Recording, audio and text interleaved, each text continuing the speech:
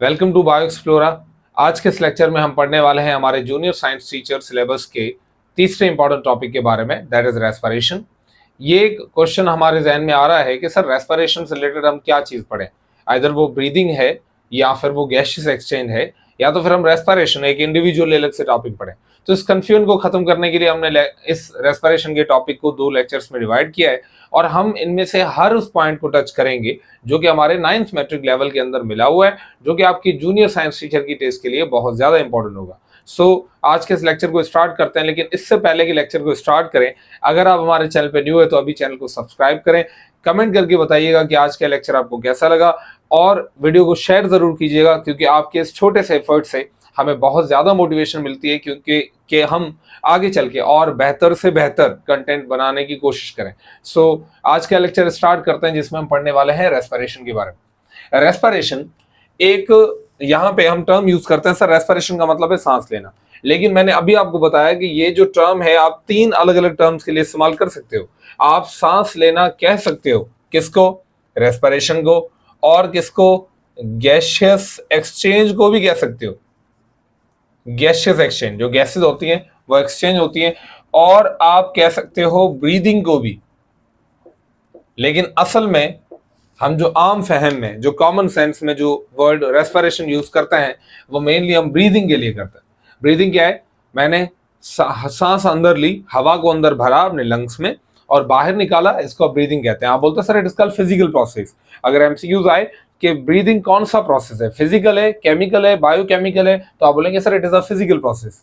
उसके बाद जो रेस्पिरेशन है इसके बारे में हम पढ़ते हैं। गैसियस एक्सचेंज एक पैसिव प्रोसेस है, इसके बारे में भी हम पढ़ रहे हैं। तो आप बोलेंगे sir respiration it is a biochemical process in which glucose is broken down to produce ATP। बड़ी इंपॉर्टेंट चीज यहाँ पे बताने वाला हूँ आपको। आप कैसे पहचानेंगे रेस्पिरेशन क्या है, ब्रीदिंग क्या है और गैसियस एक्सचेंज क्या है। आप बोलेंगे सर रेस्पिरेशन की निशानी ये है कि सर ये एक किस्म का बायोकेमिकल प्रोसेस होता है। पहली, अगर कहीं पे भी इससे रिलेटेड पूछा जाएगा तो पहला यहाँ पे फिर केमिकल या फिर बायोकेमिकल। उसके अलावा ये भी नोट कीजिएगा कि कहीं पे ये भी लिखा होता है कि सर सेल्यूलर रेस्पिरेशन क्या है। तो आप बोलेंगे सर सेल्यूलर रेस्पिरेशन या सिंपली रेस्पिरेशन एक ऐसा प्रोसेस है जिसमें glucose is broken down to produce ATP, जिसमें ग्लूकोज को तोड़ा जाता है क्या बनाने के लिए? एटीपी बनाने के लिए। एटीपी का फुल फॉर्म क्या है? कमेंट करके बताइएगा हमें। तो एटीपी बनाने के लिए, एटीपी असल में जिसको आप करेंसी ऑफ एनर्जी बोलते हैं, ये मैं आपको कमेंट करने के लिए इसलिए बोल रहा हूं क्योंकि हम लास्ट वाले लेक्चर्स में एटीपी के बारे में अच्छा खासा मटेरियल पढ़ के आए। स्पेशली हमने माइटोकॉन्ड्रिया वाले जो लेक्चर था जिसमें हमने माइटोकॉन्ड्रिया का जिक्र किया था पार्ट्स ऑफ सेल में, उसमें हमने पढ़ा था सर एनर्जी की जो करेंसी होती है वो एटीपी होती है, वो कैसे काम करती है। तो अगर हम एटीपी की बात करें तो उसको बनाने का सारा जो खेल है उसको आप रेस्पिरेशन कहते हो। सर इजी सी चीज है, आपने खाना खाया, वो आपकी बॉडी के अंदर गया, आपके पेट के अंदर से होता हुआ आपके खून में दाखिल हुआ और आपके खून से सारे सेल्स में बढ़ गया। अब वो सेल उसका खाने का क्या करेंगे? आप बोलेंगे सर एनर्जी बनाएंगे। तो एनर्जी बनाने को ही रेस्पिरेशन बोलते हैं। तो रेस्पिरेशन एक ऐसा प्रोसेस है जिसमें ग्लूकोज को तोड़ के एटीपी बनाते हैं। दैट सिंपल, इजी है। बायोकेमिकल प्रोसेस है, सेल्यूलर प्रोसेस है और इसमें क्या बनता है? ग्लूकोज को तोड़ के एटीपी। That simple. अच्छा, अब आप देखें तो आप देखेंगे कि सर रेस्पिरेशन के 2 तरीके हैं। आप बोलेंगे कि सर ग्लूकोज से एटीपी बनाने के 2 तरीके हैं। पहला तरीका यह है कि भाई ग्लूकोज को लो, उसके साथ ऑक्सीजन को ऐड करो और ग्लूकोज और ऑक्सीजन आपस में जब ऐड होंगे तो उससे मिलेगा एक अच्छी क्वांटिटी में एटीपी, प्लस रिलीज होंगे कार्बन डाइऑक्साइड, प्लस रिलीज होगा वाटर के मॉलिक्यूल। तो आप बोलेंगे सर अगर ऑक्सीजन इस्तेमाल हो रही है ग्लूकोज को तोड़ने के लिए, इजी सी चीज है, डेफिनेशन आप लिख सकते हो। आप बोलेंगे sir the respiration which occurs in the, मैं यहां पे सिर्फ एक वर्ड लिखता हूं, आप बोलेंगे in the presence of the type of respiration which requires oxygen. मैं यहाँ पे रिक्वायर लिख देता हूं। आप बोलेंगे सर ऐसी रेस्पिरेशन जिसमें रिक्वायर्ड हो, which requires ऑक्सीजन, जिसमें ऑक्सीजन की जरूरत पड़े तो आप उसको बोलेंगे एरोबिक रेस्पिरेशन। और ऐसी रेस्पिरेशन जिसमें ऑक्सीजन का इस्तेमाल ना हो, रिक्वायर्ड ना हो ऑक्सीजन, तो उसको आप एनारोबिक बोलेंगे। एनारोबिक की आप इक्वेशन कुछ ऐसे लिखोगे, आप बोलेंगे सर ग्लूकोज जो है उसको डायरेक्टली कन्वर्ट कर दिया जाता है इनटू एटीपी, डायरेक्टली एटीपी बन जाता है। तो आप बोलेंगे सर अगर ग्लूकोज को ऑक्सीजन से मिला के एटीपी बनाया जाए तो एरोबिक, अगर बिना ऑक्सीजन के तोड़ा जाए तो एनारोबिक। It's simple. आगे समय में सिर्फ यही चक्कर है कि सर ऑक्सीजन इस्तेमाल हो रहा है, एरोबिक नहीं हो रहा, एनारोबिक, इट्स ओके। अब आपको दूसरी इंपॉर्टेंट चीज याद रखनी है कि एरोबिक और एनारोबिक रेस्पिरेशन में दूसरा फर्क क्या है। आप बोलेंगे सर एरोबिक रेस्पिरेशन जो है इसके अंदर जो बनने वाला प्रोडक्ट होता है, लास्ट में देखिए प्रोडक्ट कितना है, प्रोडक्ट दो हमेशा बनते हैं, एक कार्बन डाइऑक्साइड और दूसरा वाटर। बड़ी इंपॉर्टेंट पॉइंट है, बता रहा हूं मैं आपको कि सर एरोबिक रेस्पिरेशन के अंदर जो वेस्ट प्रोडक्ट है वो दो बनते हैं। कौन से? कार्बन डाइऑक्साइड और वाटर बनते हैं, हमेशा कार्बन डाइऑक्साइड और वाटर बनते हैं। एरोबिक रेस्पिरेशन का ये सबसे बड़ा सैंपल, सबसे बड़ी निशानी है कि सर वहां पे कार्बन डाइऑक्साइड और वाटर बनता है। यहां पे क्या बनता है, यहां पे क्या बनता है? तो आप बोलेंगे सर यहां पे दो चीजें बन सकती है, एक बन सकता है एल्कोहल और दूसरा बन सकता है लैक्टिक एसिड। एक बन सकता है अल्कोहल, दूसरा बनता है लैक्टिक एसिड। ये बड़ी इंपॉर्टेंट पॉइंट है, इसीलिए मैंने इसको रेड पेन यहाँ पे रेड मार्कर से लिखा है। तो आप बोलेंगे सर एनारोबिक रेस्पिरेशन वो रेस्पिरेशन है जिसमें ग्लूकोज को बिना ऑक्सीजन के तोड़ा जाए एटीपी बनाने के लिए, लेकिन जो वेस्ट मटेरियल है वो कार्बन डाइऑक्साइड और वाटर ना हो बल्कि वो अल्कोहल या लैक्टिक एसिड हो, तो आप बोलेंगे it is called anaerobic respiration. I hope समझ में आ गया, बिल्कुल इजी सी चीज है। अब हमारे पास जो सवाल पूछा जाएगा कि सर एरोबिक रेस्पिरेशन में एटीपी कितनी बनती है और एनारोबिक में कितनी बनती है, तो आप यहाँ पे बोलेंगे कि सर एरोबिक रेस्पिरेशन अगर हो रही है तो यहाँ पे नंबर ऑफ एटीपी आप यहाँ पे लिख सकते हो। एक और एडिशनल पॉइंट, आप बोलेंगे सर एरोबिक रेस्पिरेशन में नंबर ऑफ एटीपी जो है वो 36 से लेके 38 एटीपी बनते हैं, 36 से लेके 38 एटीपी बनते हैं। लेकिन यहां पे आप लिखोगे, अच्छा मैं ये पॉइंट तो मैंने यहां पे लिखी नहीं, कि आप बोलेंगे सर इट डजंट रिक्वायर, यहां पे रिक्वायरमेंट नहीं होती किसकी? ऑक्सीजन की, ऑक्सीजन रिक्वायर नहीं होता। उसके बाद आप क्या लिखोगे कि सर यहां पे बनते हैं 36 38 एटीपी, एनारोबिक में बनते हैं सिर्फ 2 एटीपी। कितना बड़ा डिफरेंस है, बहुत बड़ा डिफरेंस है। आप बोलेंगे सर एनारोबिक रेस्पिरेशन में सिर्फ और सिर्फ 2 एटीपी बनते हैं और एरोबिक में 36 से 38 एटीपी बनते हैं। ये सारा कमाल किसका है? ये सारा कमाल ऑक्सीजन का है। तो अगली बार अगर आपसे कोई पूछे, अगर आपके पास ये क्वेश्चन आए जीएसटी के टेस्ट में कि sir why do we inhale oxygen, why do we need oxygen, तो आप बोलेंगे sir it is because our body needs oxygen for the breakdown of glucose to produce ATP। हमारी बॉडी को oxygen इसलिए चाहिए ताकि वो ग्लूकोज को तोड़े और ढेर सारी एटीपी बनाए। तो ये ऑक्सीजन की इंपॉर्टेंस है, बहुत जरूरी चीज है, ये कभी भूलना नहीं चाहिए आपको। आगे चले तो आप बोलेंगे सर एरोबिक और एनारोबिक रेस्पिरेशन में ये बेसिक डिफरेंस है जो हमने लिखे, 2-3 डिफरेंस है। आगे चले, एनारोबिक रेस्पिरेशन का दूसरा नाम मैं यहां पे लिख देता हूं कि सर इसका एक सेकेंड नेम भी है, आप यहां पे लिख दें तो आप इसका निक नेम, इसका सेकंड नेम है फर्मेंटेशन। इसको ब्रैकेट में लिखता हूं, it is also called fermentation. Fermentation, fermentation क्या है? आप बोलेंगे सर फर्मेंटेशन वर्ड का मतलब होता है, द वर्ड फर्मेंटेशन का मतलब होता है इनकम्प्लीट ब्रेकडाउन ऑफ ग्लूकोज। इसमें जो ग्लूकोज होता है वो अच्छे तरीके से ब्रेकडाउन नहीं होता। आप में से किसी को फोटोसाइंथिसिस के बारे में पता है? फोटोसाइंथिसिस कैसे होती है? आप बोलते हैं सर फोटोसाइंथिसिस एक ऐसा प्रोसेस है जिसके अंदर जो कार्बन डाइऑक्साइड और वाटर के मॉलिक्यूल हैं वो आपस में जब मिलते हैं तो उससे ग्लूकोज बनता है। आप इसको रिवर्स करें तो अगर आप ग्लूकोज को तोड़ेंगे तो क्या निकलेगा? Carbon dioxide water. तो अगर ग्लूकोज को तोड़ने से कार्बन डाइऑक्साइड वाटर निकल रहा है तो ग्लूकोज मतलब पूरा टूट चुका है, क्योंकि हम पता है ये बनता है इससे। तो आप बोलेंगे ये एरोबिक रेस्पिरेशन की निशानी है कि ग्लूकोज पूरा टूट जाएगा। लेकिन एल्कोहल और लैक्टिक एसिड ये तो बड़े मॉलिक्यूल होते हैं, और क्योंकि बड़े मॉलिक्यूल हैं इसका मतलब है ग्लूकोज अच्छे तरीके से टूटा नहीं है।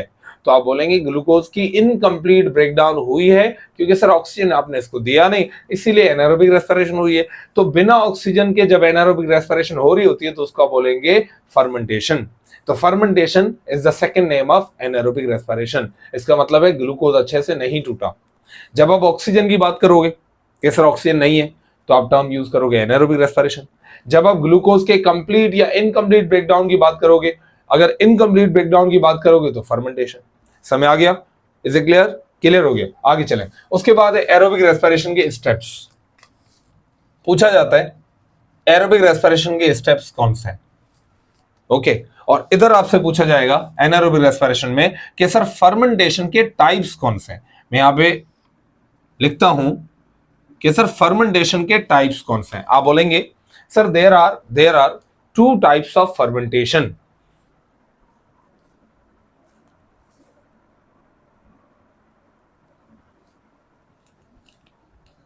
जी बाबा। तो there are two types of fermentation. आप बोलेंगे सर फर्मेंटेशन के दो टाइप होते हैं। एक को आप बोलते हैं सर लैक्टिक एसिड फर्मेंटेशन। क्यों बोल रहे हो लैक्टिक एसिड फर्मेंटेशन? क्योंकि सर लास्ट में आप देखो दो एटीपी के साथ क्या बन रहा है, लैक्टिक एसिड बन रहा है, तो लैक्टिक एसिड फर्मेंटेशन। और अगर एल्कोहल बन रहा है तो आप इसको बोलोगे एल्कोहलिक फर्मेंटेशन। फर्मेंटेशन के दो टाइप है, एल्कोहलिक या फिर लैक्टिक एसिड फर्मेंटेशन। यहां तक समझ में आ गया? इजी था। तो आप बोलेंगे एनारोबिक रेस्पिरेशन का दूसरा नाम फर्मेंटेशन। दो टाइप होता है, एल्कोहलिक, लैक्टिक एसिड। अब सवाल आता है कि सर लैक्टिक एसिड फर्मेंटेशन किस में होती है? तो आप इसका पहला एग्जांपल लिखेंगे इंसानों की मसल्स में, और करते हैं ये बैक्टीरिया। हमारी बॉडी में भी एनारोबिक रेस्पिरेशन होती है, हम ऑक्सीजन ले रहे हैं, लेकिन कभी कभी ये ऑक्सीजन कम पड़ जाती है। व्हेन यू आर एक्सरसाइजिंग, जब आप एक्सरसाइज कर रहे होते हो, काफी दिनों के बाद दौड़ रहे हो, साइकिल चला रहे हो, तो उस टाइम पे आपकी बॉडी के अंदर जो जितनी आप ऑक्सीजन ले रहे हो, जोर से सांस ले रहे हो, लेकिन उतनी ऑक्सीजन काफी नहीं है, तो मसल्स एनारोबिक रेस्पिरेशन भी करते हैं। लेकिन उसका नुकसान क्या है? आपके मसल्स में बनता है लैक्टिक एसिड, जो फिलहाल तो कुछ नहीं करता, लेकिन जब आप रात को जाके सो जाते हो, दूसरे दिन जब उठते हो, तब आपको पता चलता है कि अब बॉडी के अंदर कहाँ कहाँ दर्द हो रहा है। तो ये जो दर्द है ये एक्चुअली लैक्टिक एसिड की वजह से होता है। तो आप बोलते हैं सर ये मसल्स में भी होता है और कुछ बैक्टीरिया भी करता है। आई समझ में आ गया? उसके बाद हमारे पास एल्कोहलिक फर्मेंटेशन कौन करता है? तो आपके पास सिंपल सा जवाब है सर, ये करता है यीस्ट और कुछ बैक्टीरिया। यीस्ट और बैक्टीरिया। यीस्ट एक किस्म का फंगस है, ये अल्कोहल बनाने में, शराब बनाने में काम आता है। यीस्ट हो गया, और ब्रेड को बनाने के लिए भी यूज होता है। ये पॉइंट आप नोट कीजिएगा यहाँ पे। आगे चलें तो लैक्टिक एसिड फर्मेंटेशन जो है और अल्कोहलिक फर्मेंटेशन जो है, ये कोई भी हो, इन दोनों में से कोई भी हो, इससे पहले कि ग्लूकोज ऐसे इनमें कन्वर्ट हो, या इससे पहले कि ग्लूकोज को एरोबिक रेस्पिरेशन में लाया जाए, आप बोलेंगे सर एरोबिक और एनारोबिक रेस्पिरेशन दोनों को जोड़ने वाली एक बीच की कड़ी है। ये एक ऐसी कड़ी जिसके लिए आपको ऑक्सीजन की जरूरत तो नहीं है, लेकिन यहां से डिसाइड होता है कि आगे रेस्पिरेशन कौन सी होने वाली है। मैं समझाता हूं आपको, बिल्कुल इजी चीज है। आप बोलेंगे सर सबसे पहले ये हमारा सेल है, ये सेल का न्यूक्लियस, और ये सेल का पानी जिसको आप बोलते हैं cytoplasm, the fluid of cell. इस साइटोप्लाज्म के अंदर जाते हैं, डीप डाइव करते हैं। हमने अंदर जाके देखा भाई यहां पे तो ग्लूकोज को तोड़ा जा रहा है, और ग्लूकोज को तोड़ने के बाद इसमें से बनाई जा रही है एटीपी। लेकिन क्या आपको पता है डायरेक्टली ग्लूकोज जो है वो ऑक्सीजन के साथ नहीं मिलता, और डायरेक्टली ग्लूकोज जो है वो अल्कोहलिक फर्मेंटेशन या लैक्टिक एसिड फर्मेंटेशन नहीं करता। नहीं, इससे पहले एक इंटरमीडिएट फेस आता है। उस इंटरमीडिएट फेस में क्या होता है कि सबसे पहले जो ग्लूकोज होता है उसको तोड़ा जाता है दो मॉलिक्यूल में, छोटे मॉलिक्यूल में, जिनका नाम है पायरुविक एसिड, जिसको आप पायरुवेट्स के नाम से भी जानते हो, पायरुवेट्स या पायरुविक एसिड। तो पायरुवेट्स या पायरुविक एसिड बनते हैं ग्लूकोज से। आप इस प्रोसेस का नाम रखते हो, मैं यहाँ पे इसको रेड कलर में लिख देता हूं sir, this process is called glycolysis. Definition लिखिएगा sir, the process in which one glucose molecule is converted into two pyruvate molecules is called glycolysis. What happens next? और पायरुवेट में क्या क्या बनता है? तो आप बोलेंगे सर इसमें पायरुविक एसिड के साथ ग्लूकोज से पायरुविक एसिड के साथ और बनते हैं दो मॉलिक्यूल NADH2 के, दो मॉलिक्यूल बनते हैं ATP के। ये तीन चीजें बनती हैं, दो पायरुवेट, दो NADH2, दो ATP। ATP क्या है? एनर्जी है। NADH2 क्या है? NADH2 असल में एक किस्म का केमिकल मॉलिक्यूल है जो कि इलेक्ट्रॉन लेके आया है, एनर्जी लेके आ रहा है। इसका फुल फॉर्म है निकोटीन अमाइड एडिनोसाइन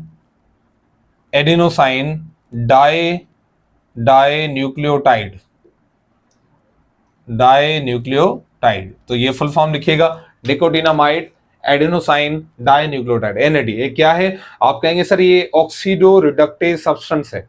ये एक ऑक्सीडेशन और रिडक्शन करने वाला केमिकल है जो कि हाइड्रोजन को कहीं से गेन कर रहा है, कहीं पे लॉस कर रहा है, एनर्जी को कैरी करता है, बेसिकली एनर्जी को उठा के जा रहा होता है। तो आप अगर यहाँ पे देखें तो ग्लूकोज से पायरुवेट बने, और पायरुवेट के साथ पायरुविक एसिड के साथ क्या बना?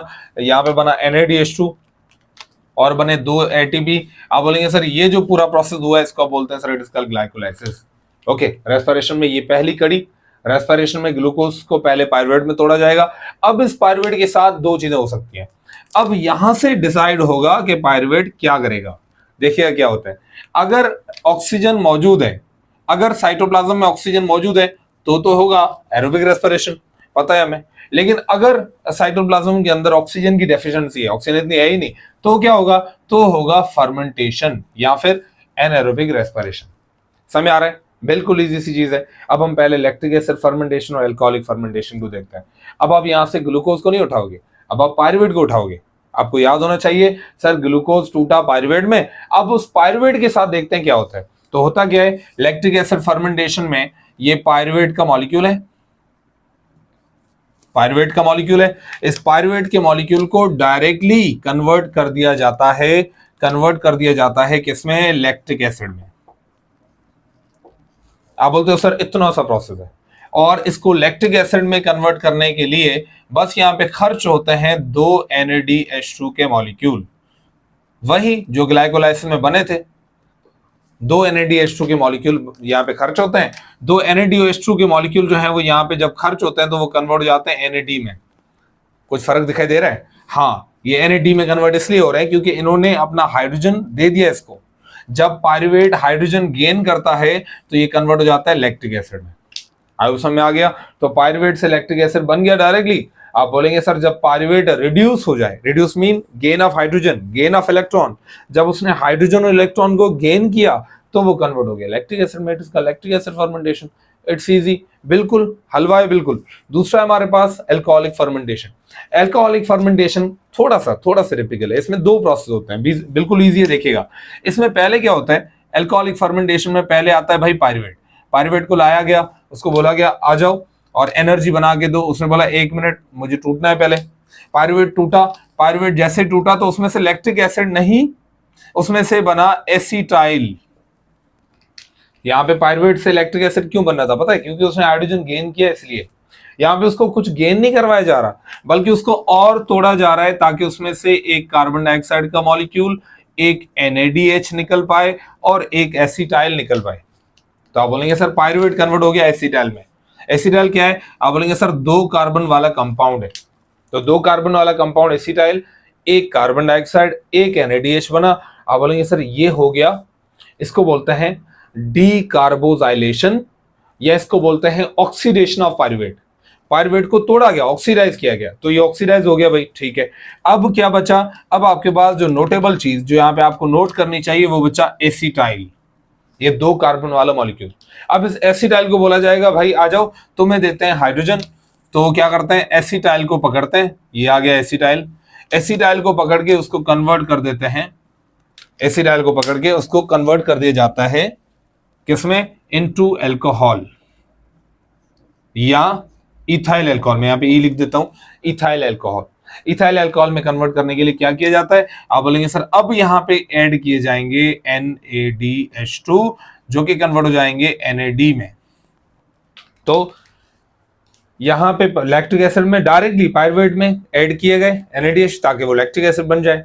लेकिन अल्कोहलिक फर्मेंटेशन में जो आपको MCQs मिलेगा, आप बोलेंगे सर डायरेक्टली पायरुवेट से, आप बोलेंगे कि sir the alcohol molecule is not produced by the direct reduction, the direct gain of hydrogen by pyruvate. No, it happens when there is an oxidation of pyruvate.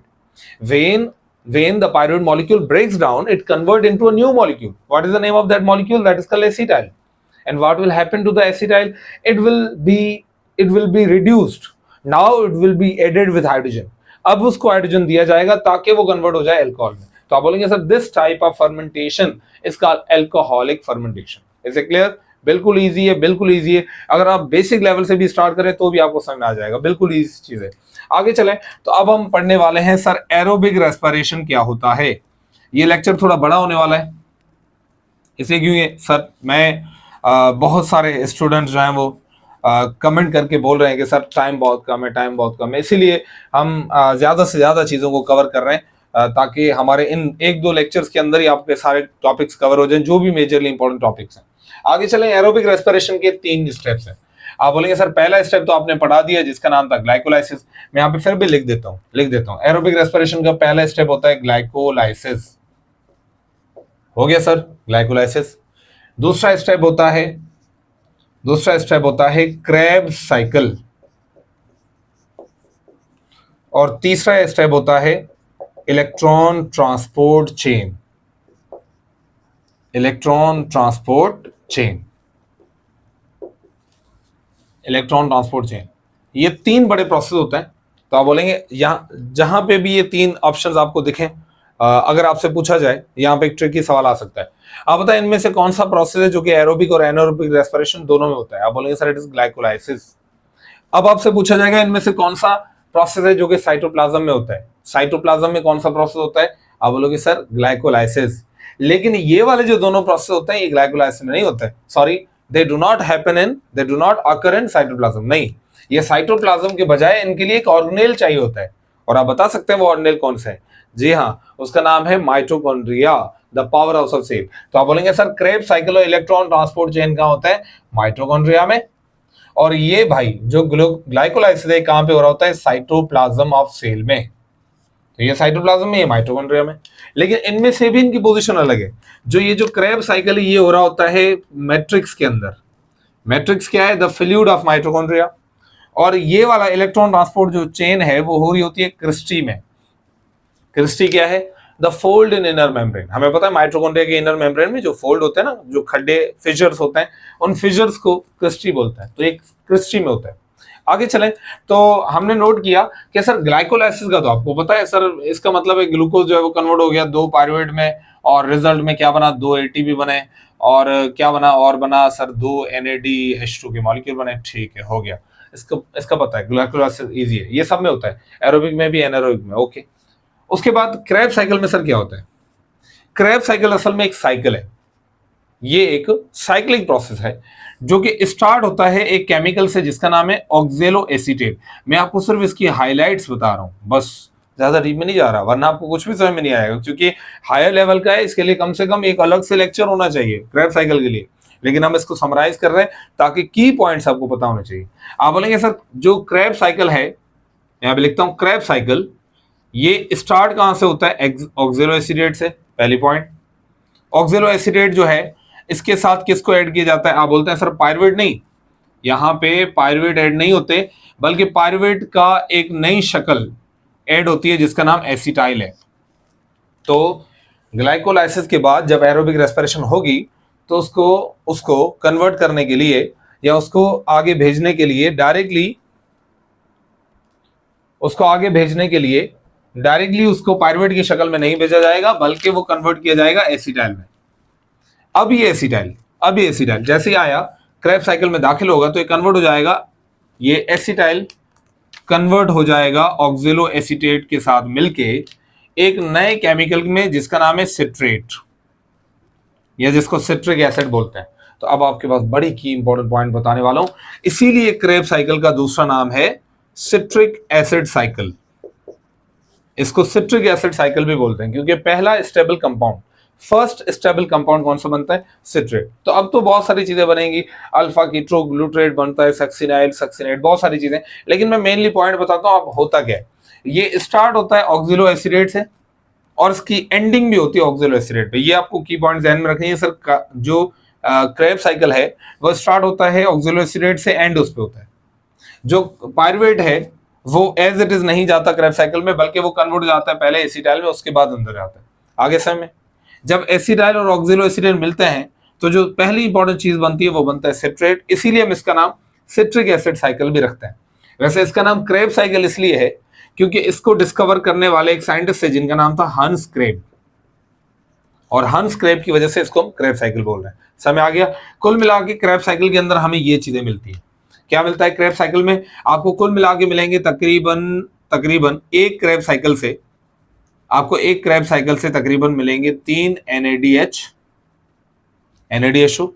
उसके बाद आपको मिलेंगे तकरीबन एक मिलेगा FADH2, और तकरीबन मिलेंगे 2 कार्बन डाइऑक्साइड के मॉलिक्यूल, एक ATP और 2 कार्बन डाइऑक्साइड। कुल मिला के ये चीज मिलती है। तो आप बोलेंगे सर ये सारी चीजें होती हैं एक क्रेब साइकिल की, लेकिन आपको पता है क्रेब साइकिल 2 बार होगा। क्यों 2 बार होगा, क्योंकि पायरुवेट कितने आपके पास 2 हैं, तो एसिटाइल कितने बनेंगे 2। तो ऑक्सिलो एसिडेट 2 इस्तेमाल होंगे, 2 एसिटाइल इस्तेमाल होंगे, उससे सिट्रेट भी 2 बनेंगे, तो क्रेब्स साइकिल भी 2 चलेगा। तो 2 बार क्रेब्स साइकिल जब चलेगा तो इस सारी वैल्यू को 2 के साथ मल्टीप्लाई कर लें तो आपको मिल जाएगा सर NaDH2 कितने चाहिए, कितने मिलेंगे क्रेब्स साइकिल से NaDH2 6, FADH2 कितने मिलेंगे 2, ATP कितने बनेंगे 2, और कार्बन डाइऑक्साइड भी कितने बनेंगे 2। समझ में आ गया? ये था हमारे क्रेब्स साइकिल का टोटल निचोड़। और आखिरी हमारे पास पॉइंट है जिसका नाम है इलेक्ट्रॉन ट्रांसपोर्ट चेन। बड़ी आसानी से समझाता हूं बिल्कुल इजी वे में। सर क्रेब्स साइकिल के बाद जो इलेक्ट्रॉन ट्रांसपोर्ट चेन है इसमें सिर्फ एक काम होता है, इसमें एटीपी उन चीजों से बनाई जाती है जिनको तोड़ के आप जिसके लिए आप वर्ड भी यूज कर सकते हो। आप बोलते हो सर, आपका बुक लिखता है क्लास 9th में बुक लिखता है कि सर इलेक्ट्रॉन ट्रांसपोर्ट चेन में एक काम होता है जिसको बोलते हैं ऑक्सीडेटिव फॉस्फोराइलेशन। ऑक्सीडेटिव फॉस्फोराइलेशन बाबा नहीं भूलिएगा, ये बड़ी इंपॉर्टेंट पॉइंट है oxidative phosphorylation. Oxidative phosphorylation word का मतलब होता है कि सर इसमें ऑक्सीडेशन होती है उन मॉलिक्यूल की जो अभी अभी रिड्यूस होके आए हैं। कौन रिड्यूस होके आए? NaDH2 FADH2। कहां बने? क्रेब्स साइकिल में बने, ग्लाइकोलाइसिस में भी बने थे। ग्लाइकोलाइसिस में ये रहा NaDH, सही है। तो ये जो NaDH2 यहां और यहां बने हैं, इनको यहां पे तोड़ना पड़ेगा, और जब इनको तोड़ा जाएगा ये रिड्यूस होके आए, इनको ऑक्सीडाइज करना पड़ेगा। जब ऑक्सीडाइज किया जाता है तो इनके अंदर से निकलती है ढेर सारी ATP। तो आप बोलेंगे सर क्रेब्स साइकिल यहाँ पे इलेक्ट्रॉन ट्रांसपोर्ट चेन में बस यही होता है।